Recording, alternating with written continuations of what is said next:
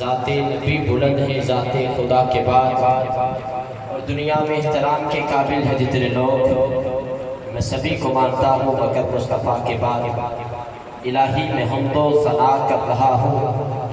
تیرے پنجدن پہ صدا کر رہا ہوں، میری لاج رکھنا اے رب محمد، تیرے نام سے ابتدا کر رہا ہوں۔ اور کیا پوچھتے ہو آغاز سفر میں کیا لے کے چلا، نئی صبحوں کی کرن عزم و ضیاء لے کے چلا، اور ہاں میرا وجود جسم و بدن پر شہداء کے حق سے سب کے وفا لے کے چلا، اور تپتے صحراؤں میں دی گئی جو اذانیں کلمہ حق کی گونجتی صدا لے کے چلا، اور ہاں روک کر تو دیکھیں انہیں طوفان کی لہریں کہ رضوی ہاتھ میں دامن مصطفیٰ لے کے چلا۔ یا رسول اللہ انظر حالنا، یا حبیب اللہ اسم قالنا، اننی فی بحر غم مغرق خذ یدی ساحلنا اشقالنا۔ یا صاحب الجمال و یا سید البشر من وجهک المنیر لقد نبر القمر لا يمکن الثناء کما کان حقہ، کہ لکھو کر حضور کے احسان کم سے کم، ستائے فلک بنے دیوار کم سے کم، اور تعریف اس رسول کی کیا کر سکے بشر، بعد خدا بزرگ کوئی قصہ مختصر، اور جس نے آقا کی محفل کو سجا رکھا ہے اس کو ہر غم سے میرے اللہ نے بچا رکھا ہے، اور بار دور جا آقا کی حسین آنکھوں پر سارے عالم کو دیوانہ جو بنا رکھا ہے، اور کفر ہے کہے بولتا جو میرے آقا کو، ارے وہ تو زندہ ہے فقط پردہ گرا رکھا ہے، ارے وہ تو زندہ ہے فقط پردہ گرا رکھا ہے۔ حضرات گرامی، آج کی یہ محفل بسلسلہ مہانہ درس قرآن و حدیث انعقاد پذیر ہے۔ دعا کرتا ہوں ان احباب کے لیے کہ جو اس کے انتظامات کے لیے ہمارے ساتھ تعاون کرتے ہیں، اور خصوصاً وہ لوگ مہمان خصوصی ہوتے ہیں کہ جو محفل کے اندر نماز کے وقت پہنچتے ہیں۔ یہ جو محافل کی نشستیں رکھی جاتی ہیں دراصل یہ تربیت کے لیے ہوتی ہے، اور ان کا مقصد ہوتا ہے کہ جو ہم پہ فرائض اللہ رب العزت وحدہ لا شریک کی طرف سے فرض کیے گئے ان کو پورا کرنے کا طریقہ اس محافل سے ہمیں ملتا ہے۔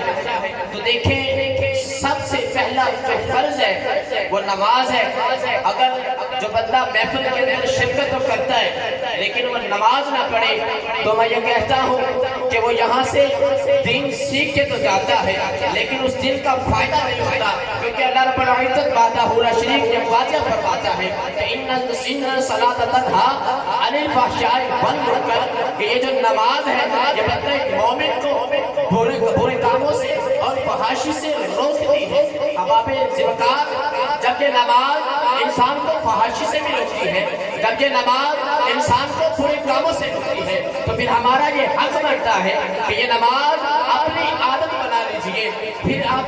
بازار کے اندر چلتے ہیں، فحاشی کرتے ہیں، برے کام کرتے ہیں، یہ نماز ان برے کاموں سے ہمیں روکتی ہے، کیونکہ اللہ فرماتا ہے اس میں کوئی شک نہیں، ان الصلاۃ تنہی، کہ بے شک اس میں کوئی شک نہیں، یہ اللہ فرماتا ہے اس میں کوئی شک نہیں، جو نماز پڑھتا ہے یہ نماز اسے برے کاموں سے روکتی ہے۔ تو پھر ہمیں چاہیے کہ ہم برے کاموں سے رکنے کے لیے، فحاشی سے باز رہنے کے لیے نماز کو اپنی عادت بنائیں۔ جہاں تک میری آواز آ رہی ہے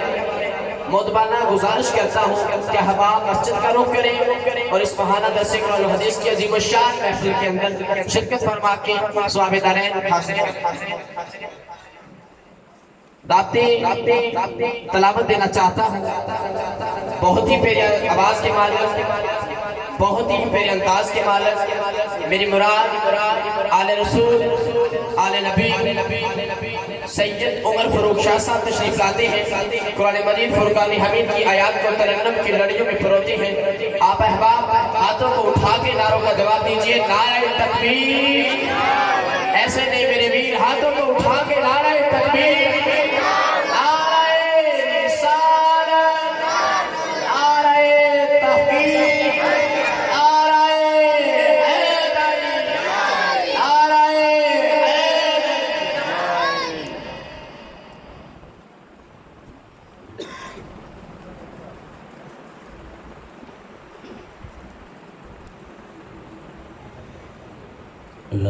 है कि जब कुरान पढ़ा जाए पर मैं खामोश हो जाऊँ ताकि तुम पर रहम किया जाए। तो कुरान मजीद को पढ़ना सुन्नत है और इसका सुनना जो है फ़र्ज़ ऐन है। तो खामोशी के साथ कलाम पाक की तिलावत समाप्त कीजिए।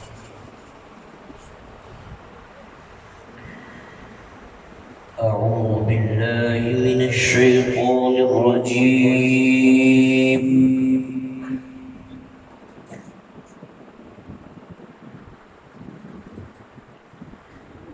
بسم الله الرحمن الرحيم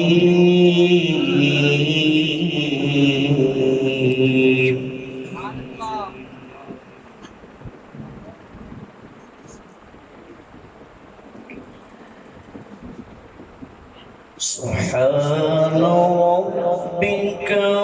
رب العزة عما يصفون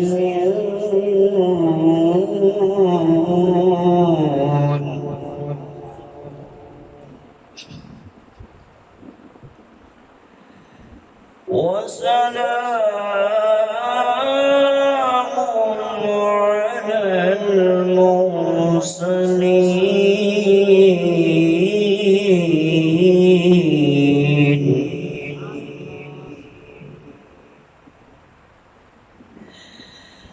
سبحان ربك رب العزة عما يصفون وسلام على المرسلين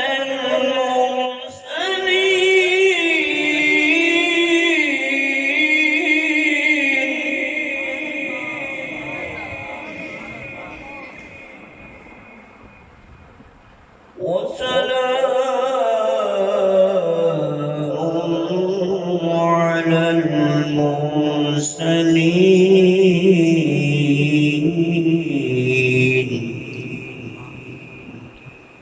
والحمد لله رب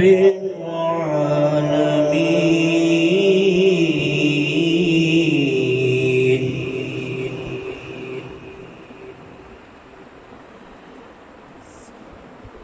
وسلام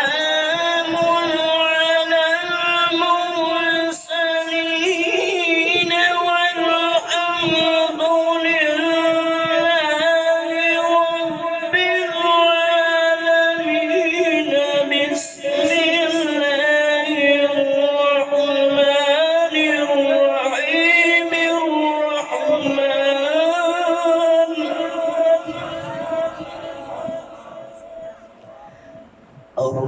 الرحمن علم القرآن خلق الإنسان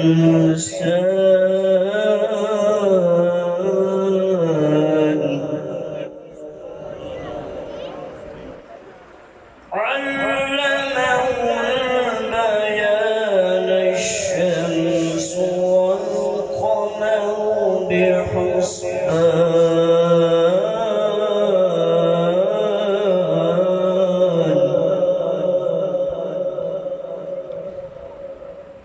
والنجم والشجر يسجدان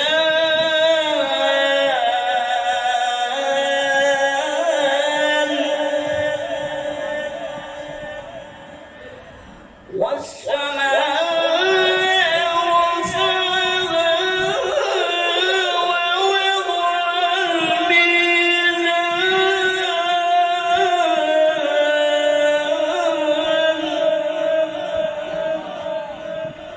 ألا تطغوا في الميزان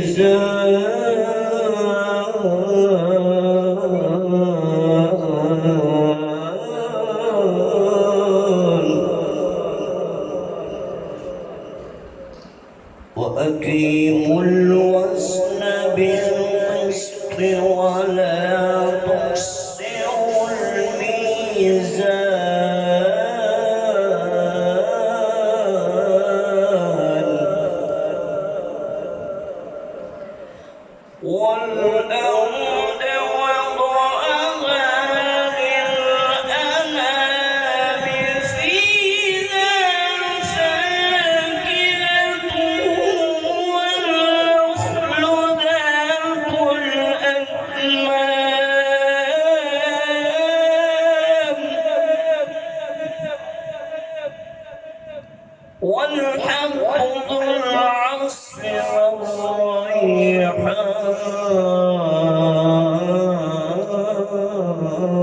والريحان فبأي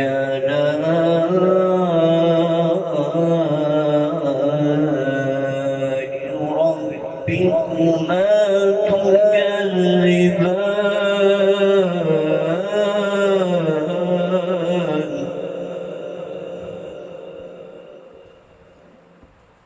خلق الإنسان من صلصال كالفخار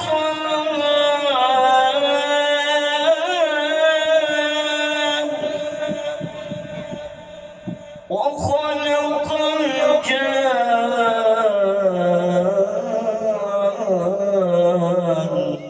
من مارج من نار فبأي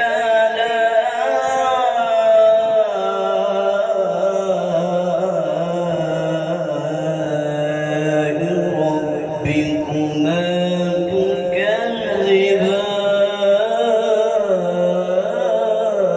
تكذبان